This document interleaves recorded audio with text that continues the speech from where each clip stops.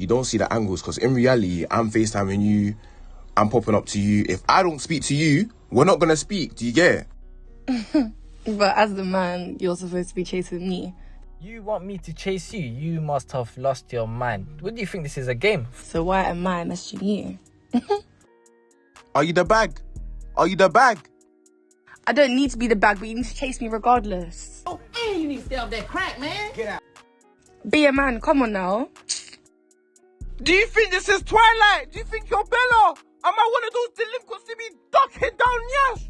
I'm not that hungry. It's 50-50 or someone's begging it. Do you get it? I feel like a beg. And if you say believe in your source, you're getting de-linked because this is not Disney Channel. At this point, you're going to get relocated. Because why is one person giving me such a S? Do you get what I'm saying? Fellas, it's simple, bro. If they not reaching out to you and you always the one doing reaching, bro, you the weak link in this relationship, man. It's a one-sided relationship, man. You know, the phone works both ways. People got to understand that. If you got to always reach out to her or y'all just ain't gonna communicate, you don't have a relationship, dog. Keep it moving. No one got to find out. It could be a secret. No. Hell no. I'm from my way better than you, bro. I'm not with that. No. All right, so I guess he's loyal, I guess. I guess, yeah, he is. Were you nervous? No. How you feel about this? It's what I don't really give a What do you mean by that? I mean, I don't really give a What?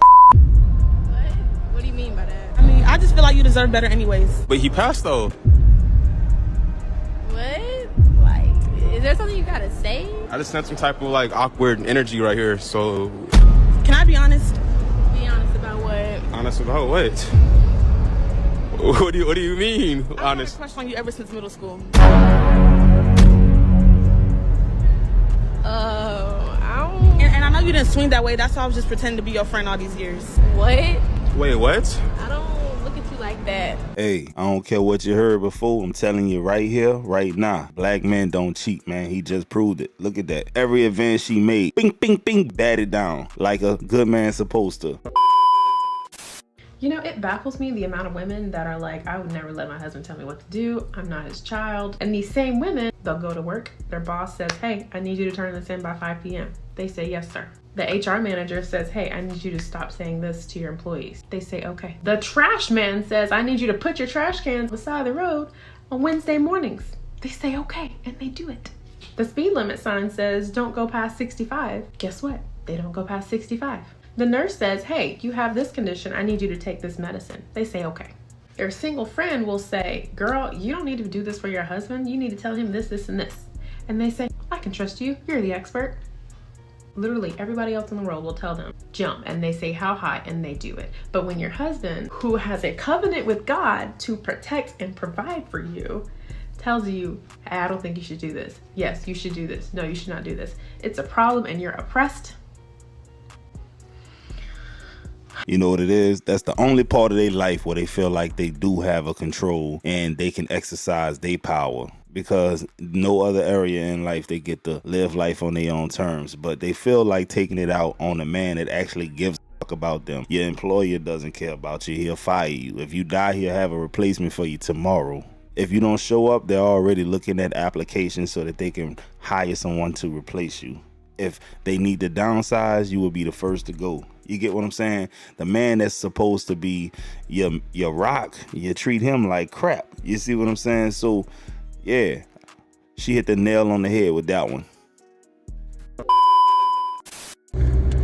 He had to block me so his relationship could work. Like, how could I lose if I'm already chose? Boy, these women be so delusional. Look, baby, he chose the other girl, not you. It's really that simple. How you spent that to make it fit your narrative? You giving me hoe vibes. You got hoes? No. So you're not taking no girl out? No. Why? They don't deserve me. You not talking to nobody? No. Y'all be missing these red flags. See, it start off as funny. You look like you do with the constant you got hoes. That's gonna turn into you wasn't where you say you was at. Nah, I called Chris. He said he wasn't with you. Oh, you at work? Where your car at? It turns into that quickly, guys. I promise you. So all you supposed to do for her is treat her like a jump off. It is what it is. Surprise. The number of young single men in America is at a record high. This is why. It's because of dating apps. It's dating apps, guys. That's what's ruining dating. It's dating apps. Think about it. Think about how you use every streaming service in the world, right? Netflix, Amazon Prime, all the other ones, right? What do you spend the most time doing? Is it watching content?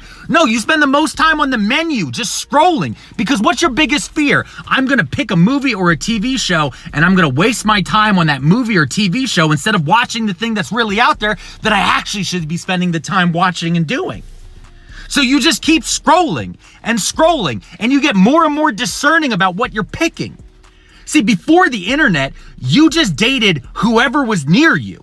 Now with the internet, you can date anyone within a 25, 50, 100-mile radius, and you have so many options among them. And the algorithms of these apps are also narrowing your choices because they know, hey, you're gonna have a better time if you meet somebody who's the same as you politically.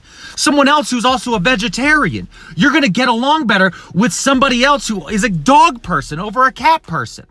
The app isn't letting you take the risk of meeting somebody who is slightly different than you in any of your thoughts or beliefs, and so it's narrowing that for you. And as you meet people who are like you realize, hey, I don't want to be near somebody who's like me. See, I met my wife right before these apps took off. I did online dating, and you know what the algorithm did to me? It had me date the same women over and over and over again. They were all art majors who recently came back from teaching abroad and are now living inside of a gentrified community. And I was like, I'm sick of all these women. And I went out one night and met my wife in meat space, in real life. And she and I, honestly, there's a lot of things that we don't agree about, constantly. The apps never would have paired us, ever. And then for the men themselves, the reason why men are getting lonelier and lonelier, yeah, the loss of friendships, again, it's the fucking internet. We feel like we get validation from things like TikTok. We feel like we get validation from things like Reddit, from all these different things. The online video games. Playing Call of Duty and shooting inside of a video game isn't the same as just sitting next to your buddy and then realizing, hey, he's off a little bit. You can't see him. So your friend who is going through an emotional crisis right now, the only thing you're talking to him about is, hey man, we got to push Maine.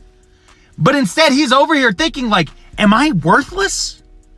And do we take the time to talk to each other? No, we don't, because we can constantly get validation through these fucking devices that we won't search out for in the real world, ending us in the same exact cycle over and over and over again. I don't know. I'm hungry. I need to eat. I'm not gonna lie.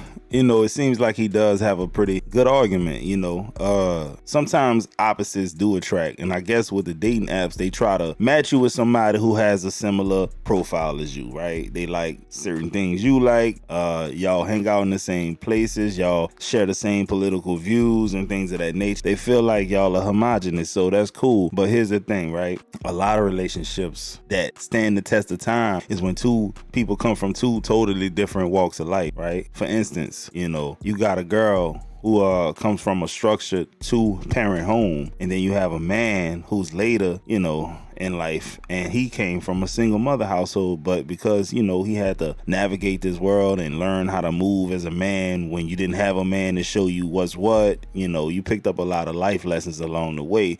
So now you can appreciate a woman whose background is totally different than yours, because maybe in the past, Tinder matched you with all these women who come from a single mother household just like you, and she don't know how to treat a man.